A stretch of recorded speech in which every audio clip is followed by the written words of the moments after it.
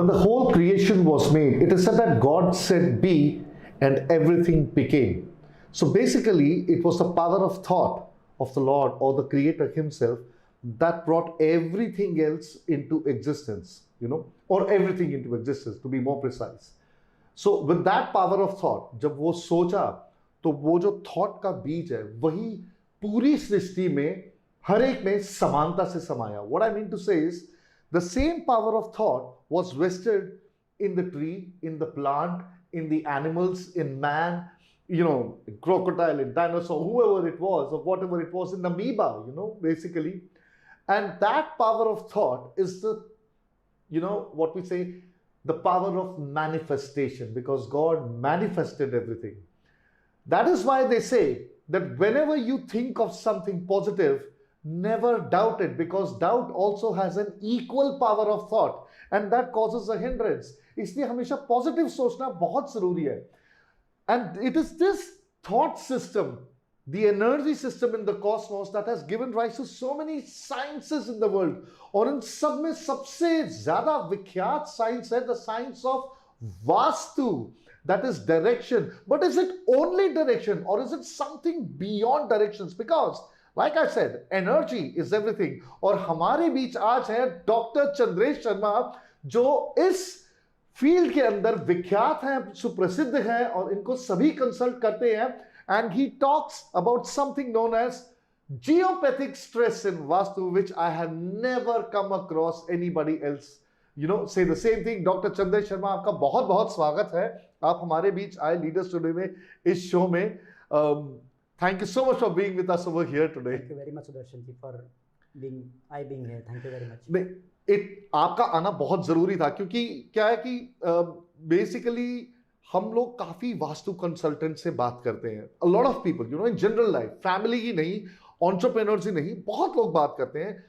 Palmistry है, numerology है, वास्तु है, और हमारे शास्त्रों का तो मतलब हमारा जीवन तो हमारे शास्त्र हमारे जीवन का आधार है, और उसके अंदर ये सब ये सुसज्जित है इन सब चीजों से.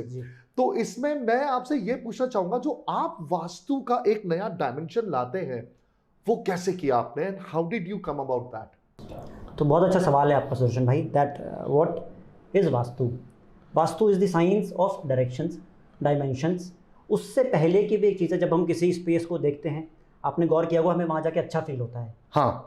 उसके बजाय कभी हम किसी स्पेस में जाते हैं, हमको लगता है कि यार यहाँ पर एनर्जीज बड़ी लो है. मैं उस एनर्जी की बात कर रहा हूँ. एब्सोल्युटली. जैसे कई बार हम चलते हैं, हमें लगता है हमारे पीछे कोई आ रहा है, या हमें लगता है कि कोई हमें देख रहा है, तो हम एकदम गर्दन घुमा के देखते हैं. What are these energies? तो जब मैं वास्तु कर रहा था, तो उसी बीच में मेरा एक अलग अध्ययन किया, जिसमें मैंने देखा कि हमारी अर्थ एनर्जीज का हमारी लाइफ पे बहुत बड़ा रोल है. उसमें जियोपैथिक स्ट्रेस एक बहुत बड़ा, अपने आप में एक बहुत संपूर्ण शास्त्र है, जिसमें क्या है कि जियोपैथिक मतलब क्या हुआ, धरती से निकलने वाली नेगेटिव वाइब्रेशंस.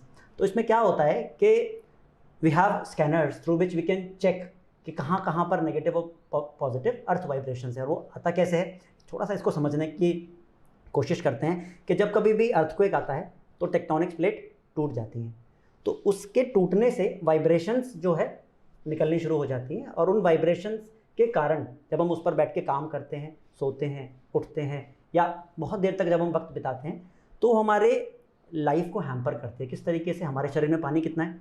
70%. वही 70% पानी के जो वाइब्रेशंस हैं वो हैम्पर होने शुरू हो जाती हैं उस जियोपैथिक स्ट्रेस के कारण. तो वास्तु तो अपनी जगह बहुत अल्टीमेट साइंस है, इट इज़ कंप्लीट साइंस. उससे पहले जो एक चीज़ है वो है जियोपैथिक स्ट्रेस, वो भी करना चाहिए. और मैं कहता हूँ, मैं पिछले 15 सालों से काम की शुरुआत सबसे पहले जियोपैथिक स्ट्रेस को दूर करने से करता हूँ. उसके बाद वास्तु किया जा सकता है. जब तक स्पेस के अंदर नेगेटिव एनर्जीज होंगी या जियोपैथिक स्ट्रेस होगा, वास्तु वहाँ पर संपूर्ण रिजल्ट देगा ही नहीं. मैं अगले सवाल पे आने से पहले मैं एक चीज़ पूछना चाहूँगा कि अब अर्थ इज वर्शिपेबल, ये धरती माँ है जिसकी हम पूजा करते हैं. धरा, वसुंधरा कहते हैं, इतने पर्यायवाची हैं. सीता माँ भी धरती में ही समाई थी. बिल्कुल ठीक. तो इसमें से स्ट्रेस कैसे उभरता है? All these things happens earthquake आने के कारण. जब अर्थक्वेक आया, दोबारा बताता हूँ, टेक्टोनिक्स प्लेट टूट गई तो स्ट्रेस जो उसके बीच में जो क्रैक्स आ गए उससे स्ट्रेस रिलीज होना शुरू हो गया। तो जिस भी लाइन का जो इफेक्ट वो एक पर्टिकुलर पॉइंट से आगे होता है वो हमको इफेक्ट करता है बहुत strongly in my health, in my wealth, in my thinking, in my emotional patterns पे सबसे ज़्यादा।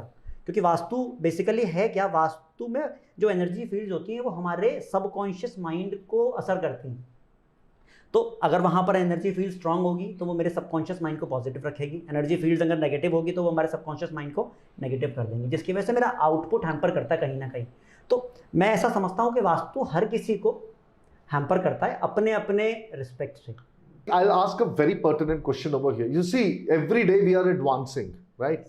अब artificial intelligence भी आ गया. Now, if you ask me, अगर मुझसे अगर पूछें, so this is not yet advancement, क्योंकि जो हम पहले थे, that was super amazingly advanced. उस टाइम पे विमान एंड चलते थे और अभी साइंटिस्ट ने बताया कि मर्करी बेस्ड फ्यूल होता था उनमें, right? Now we are not yet there, लेकिन जो जनरल लोगों की थिंकिंग चलती है कि इन सब चीजों में कुछ नहीं रखा। आप नई जनरेशन को देखते हैं, how do you tackle that with so much of knowledge that you have? Isn't it frustrating at times? Sir पहले आते हैं लोग तो मैं उनको पहले सबसे पहले उनको बोलता हूँ सबसे पहले अपने दिमाग से सारी चीज़ों को इरेज कर दो please. Let us be on neutral state, negative नहीं, न्यूट्रल स्टेट पर रहेंगे। तो सबसे पहले उनको समझाता हूँ चीज़ों को। I make them understand how vastu works. I have software, I have many things through which मैं उनके layout plans. So technology also plays a part. Yes, technology के हिसाब से ही समझाएंगे तो आज के लोगों को तभी समझ में आएगा। हेवाई करने से कुछ भी चीज़ें समझ नहीं आती हैं। सो आई हैव सॉफ्टवेयर, सब चीज़ मैं इस्तेमाल करता हूँ।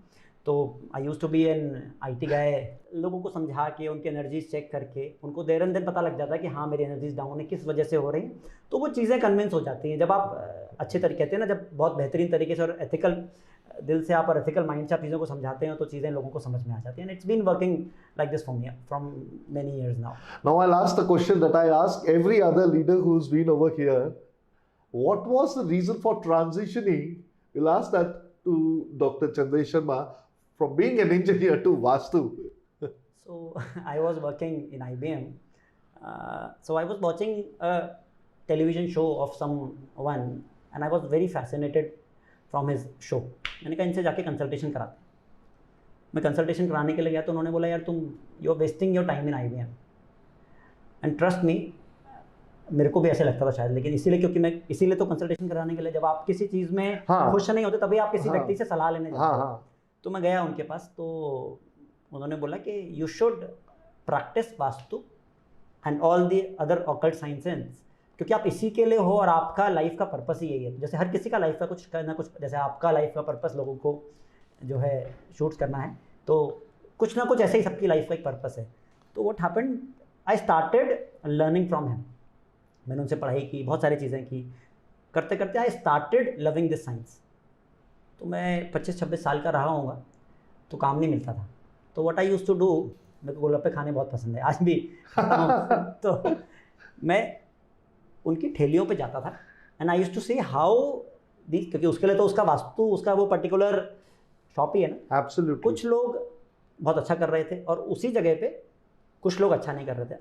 आई रिक्वेस्टेड, और ऐसा क्यों हो रहा है? हाँ, तो देन आइडिया अराइजेज, ऐसा क्यों हो रहा है। देन आई कि गली के इस तरफ तो ये तो बहुत सही चल रहा है, ये क्यों नहीं चल रहा?